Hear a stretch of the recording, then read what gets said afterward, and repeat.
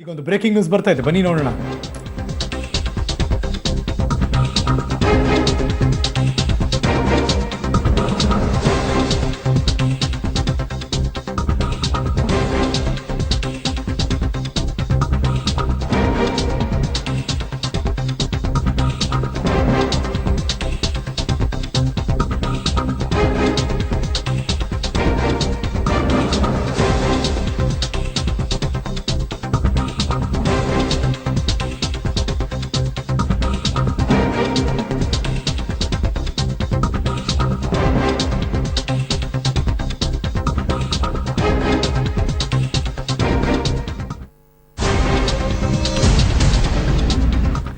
ಮಂಡ್ಯದ ಲೋಕಸಭಾ ಚುನಾವಣಾ ರಣಕಣ ಜೋರಾಗಿ ನಡೀತಾ ಇದೆ. ಇದೀಗ ಭಾರತೀಯ ಜನತಾ ಪಕ್ಷದಿಂದ MLC ಅಶ್ವಥ್ ನಾರಾಯಣ್ ಇದೀಗ ಚುನಾವಣೆಗೆ ನಿಲ್ತಿದ್ದಾರೆ ಅಂತ ಈ ಕ್ಷಣ ಬರ್ತಿರುವಂತಹ ಬ್ರೇಕಿಂಗ್ ನ್ಯೂಸ್. ಮಂಡ್ಯದ ಭಾಜಪ ಲೋಕಸಭಾ ಚುನಾವಣೆಗೆ ಅಭ್ಯರ್ಥಿಯಾಗಿ MLC ಅಶ್ವಥ್ ನಾರಾಯಣ್ ಕಣಕ್ಕಿಳಿಯೋದಕ್ಕೆ ಭಾರತೀಯ ಜನತಾ ಪಕ್ಷ ಗ್ರೀನ್ ಸಿಗ್ನಲ್ ಕೊಟ್ಟಿದೆ. ಸೊ ಹಾಗಾಗಿ ಅವರು ನಾಮಪತ್ರವನ್ನು ಸಲ್ಲಿಸ್ತಾರೆ.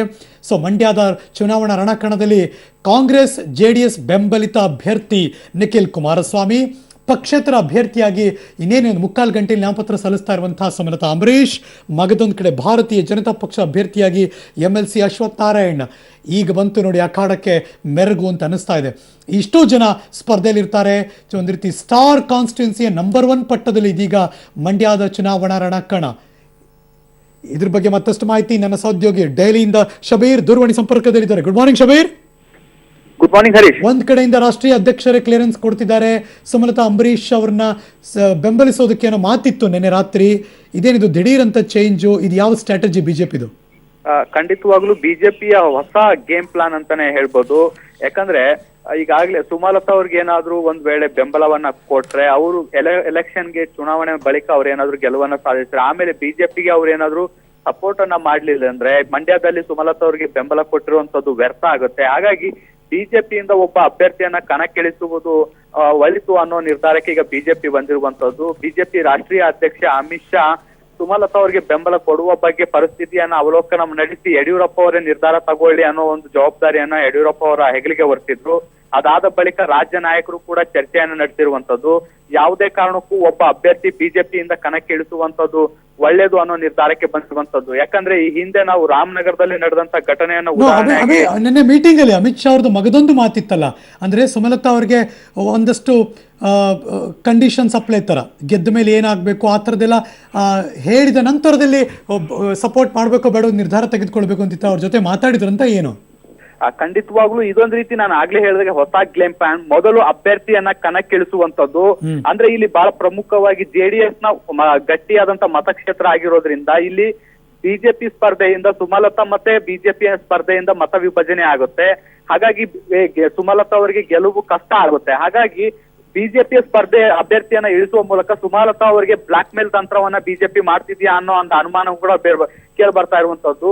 ನಾವು ನಿಮಗೆ ಬೆಂಬಲವನ್ನ ಕೊಡ್ತೀವಿ, ಆದ್ರೆ ನೀವು ಗೆದ್ದ ಬಳಿಕ ನಮಗೆ ಬೆಂಬಲವನ್ನ ಕೊಡ್ಬೇಕು ಅನ್ನೋ ಒಂದು ಒಪ್ಪಂದವನ್ನ ಮೊದಲೇ ಮಾಡಿಕೊಳ್ಳುವಂತ ಪ್ರಯತ್ನವನ್ನ ಕೂಡ ಮಾಡ್ಲಾಗ್ತಾ ಇದೆ.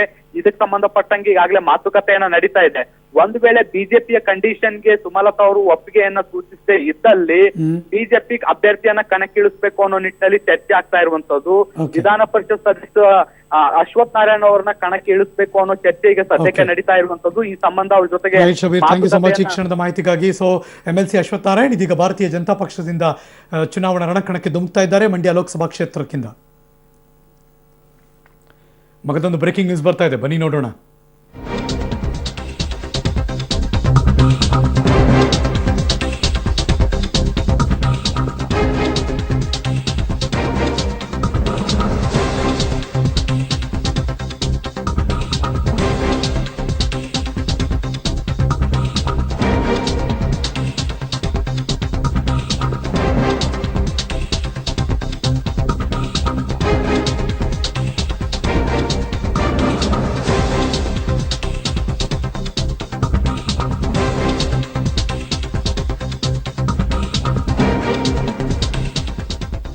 ಕೆಲವೇ ಕ್ಷಣದಲ್ಲಿ ಅಂದ್ರೆ 11 ಗಂಟೆ ಹತ್ತತ್ರ ಸುಮಲತಾ ಮೇಡಮ್ ಇವತ್ತು ತಮ್ಮ ನಾಮಪತ್ರವನ್ನು ಸಲ್ಲಿಕೆ ಮಾಡೋರಿದ್ದಾರೆ. ಆಸ್ ಡಿಸೈಡೆಡ್, ಮೊನ್ನೆ ಕೂಡ ಅವರು ಪ್ರೆಸ್ ಮೀಟಲ್ಲಿ ಹೇಳಿದ್ರು 20ನೇ ತಾರೀಕು ನಾನು ನಾಮಿನೇಷನ್ ಫೈಲ್ ಮಾಡ್ತೀನಿ ಅಂತ. ಸೊ ಹಾಗಾಗಿ ಇವತ್ತಿನಿಂದ ಇದುವರೆಗಿದ್ದದ್ದೇ ಒಂದು ಆಟ, ಇವತ್ತಿಂದ ಇನ್ನೊಂದು ಆಟ. ಕೆಲವೇ ಕ್ಷಣದಲ್ಲಿ ಆ ಬೆಳವಣಿಗೆ ಕೂಡ ನೀವು ಗಮನಿಸಬಹುದು. ನಾಮಪತ್ರ ಸಲ್ಲಿಕೆಗೆ ಮುಂಚೆ ಕಾಂಗ್ರೆಸ್ ನಾಯಕರನ್ನ ಭೇಟಿ ಮಾಡ್ತಾರೆ ಸುಮಲತಾ ಅಂಬರೀಶ್. ಮಂಡ್ಯ ಕಾಂಗ್ರೆಸ್ ಮುಖಂಡ ಸಚ್ಚಿದಾನಂದರನ್ನ ಭೇಟಿಯಾದರು ಸುಮಲತಾ ಅಂಬರೀಶ್. ಈ ಕ್ಷಣ ಬರ್ತಿರುವ ಬ್ರೇಕಿಂಗ್ ನ್ಯೂಸ್.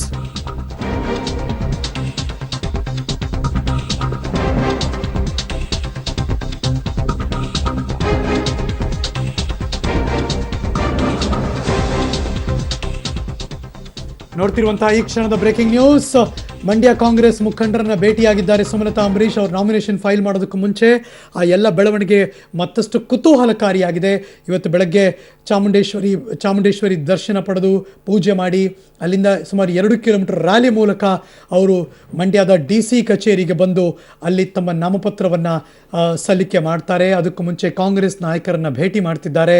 ಇದು ಮತ್ತಷ್ಟು ಕುತೂಹಲವನ್ನು ಕೆರಳಿಸ್ತಾ ಇದೆ. ಸಚ್ಚಿದಾನಂದರನ್ನ ಭೇಟಿ ಮಾಡಿ ಅವರು ಏನು ಮಾತುಕತೆ ನಡೆಸ್ತಾರೆ, ಅದಕ್ಕೆ ಅವ್ರ ರಿಪ್ಲೈ ಏನಿರುತ್ತೆ. ಈಗಾಗಲೇ ಹಲವಾರು ಭಾಗದಲ್ಲಿ ಕಾಂಗ್ರೆಸ್ ಮುಖಂಡರೇ ಒಂದು ರೀತಿ ಸುಮಲತಾ ಅವರ ಬೆನ್ನಿಗೆ ನಿಂತಿದ್ದಾರೆ. ಅದೊಂದು ಬೆಳವಣಿಗೆ. ಸೊ ಹಾಗಾಗಿ ಇನ್ನೊಂದು ಕಡೆ ಮುಖ್ಯಮಂತ್ರಿಗಳೇ ಸ್ವತಃ ಮಂಡ್ಯದ ಸುತ್ತಮುತ್ತ ಬೀಡು ಬಿಟ್ಟಿದ್ದಾರೆ. ರಾತ್ರಿ ಎಲ್ಲ ಮೀಟಿಂಗ್ ಮೇಲೆ ಮೀಟಿಂಗ್ ಮಾಡ್ತಿದ್ದಾರೆ. ಇನ್ನು ಕೆಲವೇ ಕ್ಷಣದಲ್ಲಿ ಇನ್ನೊಂದು ಕಡೆ ಸುಮಲತಾ ಅಂಬರೀಶ್ ಅವರು ತಮ್ಮ ನಾಮಪತ್ರವನ್ನು ಸಲ್ಲಿಕೆ ಮಾಡ್ತಾರೆ.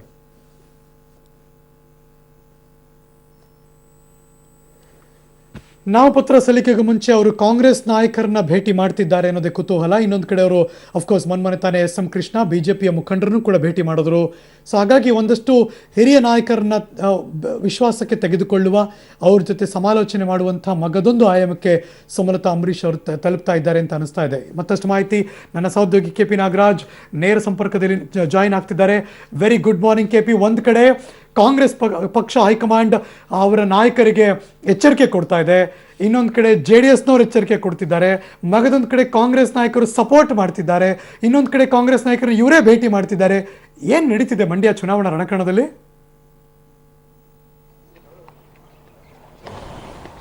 Very good morning Harish. ಈಗ ತಾನೇ ಅಂದರೆ ಅರ್ಧ ಗಂಟೆಗೆ ಮುಂಚಿತವಾಗಿ ಸುಮಲತಾ ಅಂಬರೀಶ್ ಅವರು ಮೈಸೂರಿನ ಚಾಮುಂಡಿ ಬೆಟ್ಟದಲ್ಲಿ ನಾಮಪತ್ರದ ಪೂಜೆಯನ್ನು ಸಲ್ಲಿಸಿ ನೇರವಾಗಿ ಮಂಡ್ಯಕ್ಕೆ ಬರ್ತಾ ಇದ್ರು. ಆದರೆ ಬರ್ತಾ ಇರುವಂತಹ ಸಂದರ್ಭದಲ್ಲಿ ಮಧ್ಯಭಾಗದಲ್ಲಿ ಎಂಡವಾಳ ಗ್ರಾಮ ಇದೆ. ಈ ಗ್ರಾಮದಲ್ಲಿ KPCC ಸದಸ್ಯರಾಗಿರುವಂತಹ ಸಚ್ಚಿದಾನಂದ ಅವರ ಮನೆ ಇದೆ. ಇದು ನಾನೀಗ ತೋರಿಸ್ತಾ ಇರುವಂತಹ ಮನೆ. ಈ ಮನೆಯಲ್ಲಿ ಈಗಾಗಲೇ ಸುಮಲತಾ ಅವರು ಬಂದು ಮಾತುಕತೆಯನ್ನ ನಡೆಸ್ತಾ ಇದ್ದಾರೆ. ಅಂದ್ರೆ ಒಂದು ಹಂತದಲ್ಲಿ ಕಾಂಗ್ರೆಸ್ನ ಸದಸ್ಯರುಗಳನ್ನ ಎಲ್ಲರನ್ನೂ ಕೂಡ ಮುಖಂಡರುಗಳನ್ನ ಸುಮಲತಾ ಅವರು ಭೇಟಿ ಮಾಡ್ತಾ ಇರುವಂತಹದ್ದು ಪ್ರಕ್ರಿಯೆ ಮುಂದುವರಿತಾ ಇದೆ.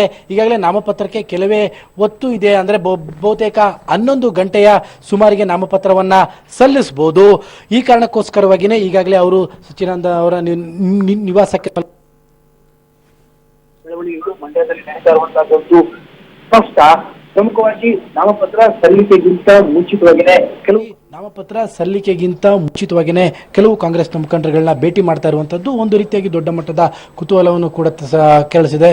ಮತ್ತೊಂದು ಕಡೆಯಲ್ಲಿ ಈಗಾಗಲೇ ಚಿತ್ರನಟರು ಕೂಡ ಈ ಮನೆಗೆ ಬರ್ತಾ ಇರುವಂತದ್ದು. ಈಗಾಗಲೇ ಹಿರಿಯ ನಟರಾಗಿರುವಂತಹ ದೊಡ್ಡಣ್ಣ ಅವರು ಈಗಾಗಲೇ ಇಲ್ಲಿಗೆ ಬಂದಿದ್ದಾರೆ. ಬಹುತೇಕ ಸುಮಲತಾ ಅವರ ಜೊತೆಗೂಡಿ ಸ್ಟಾರ್ ನಟರು ಏನು ಯಶ್ ಇರ್ಬೋದು ಅಥವಾ ದರ್ಶನ್ ಇರ್ಬೋದು, ಎಲ್ಲರನ್ನೂ ಕೂಡ ಬಹುತೇಕ ಇಲ್ಲಿಗೆ ಬಂದು ಇಲ್ಲಿಂದ ನೇರವಾಗಿ ಮಂಡ್ಯಗೆ ತೆರಳಿ ನಾಮಪತ್ರ ಸಲ್ಲಿಸುವಂತಹ ಸಾಧ್ಯತೆಗಳೇ ತುಂಬಾ ಹೆಚ್ಚಾಗಿ ಕಾಣ್ತಾ ಇದೆ. ಹರೀಶ್, ಮಂಡ್ಯ ಜಿಲ್ಲೆಯ ಕೂಗಳತೆ ದೂರದಲ್ಲಿ ರಾತ್ರಿಯಿಂದ ಮೊಕ್ಕಾಂ ಹೂಡಿದ್ದಾರೆ ಮುಖ್ಯಮಂತ್ರಿಗಳು. ಅವರು ಕೂಡ ಅಸಮಾಧಾನಿತ ಕಾಂಗ್ರೆಸ್ ನಾಯಕರು ಕೂಡ ಭೇಟಿ ಮಾಡ್ತಿದ್ದಾರೆ.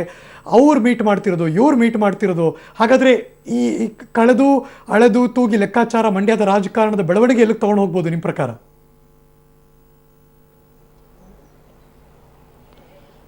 ಒಂದಂತೂ ಸ್ಪಷ್ಟವಾಗ್ತಾ ಇಲ್ಲ.